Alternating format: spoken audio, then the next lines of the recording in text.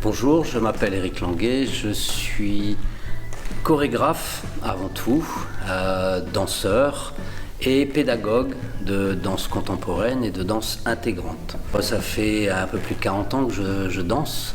J'ai commencé la danse à l'île de la Réunion, où j'ai grandi. Et puis après, j'ai fait une carrière qui m'a mené de l'Opéra de Paris au Ballet Royal de Nouvelle-Zélande, avant de revenir à la Réunion et d'installer la compagnie Danse en l'air, dont je suis le responsable artistique, chorégraphe et pédagogue. J'ai rencontré un danseur professionnel handicapé britannique qui s'appelle David Toole. C'est un monsieur qui n'a pas de jambes, qui a un corps complètement difforme et c'est le plus beau danseur que j'avais jamais vu de ma vie. Ça a complètement chamboulé toutes les notions que j'avais sur l'esthétique, sur le beau, sur qui pouvait danser ou pas et tout ça.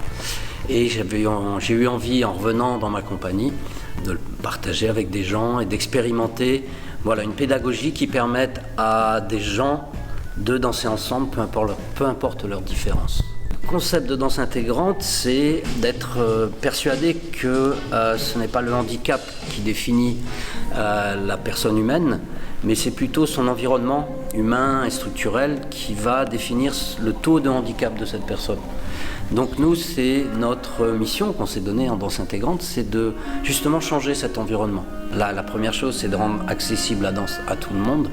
Aussi de pouvoir outiller les personnes pour leur permettre d'être indépendantes et autonomes et d'être de réels citoyens conscients. Je suis curieux du monde qui m'entoure et je vais essayer de comprendre et je vais essayer de comprendre sans a priori, sans juger les gens a priori ou les faits. J'essaye d'être le plus neutre possible. Voilà, ce qui m'a permis aussi d'aller au-delà de beaucoup d'idées préconçues, par exemple sur le handicap et tout ça.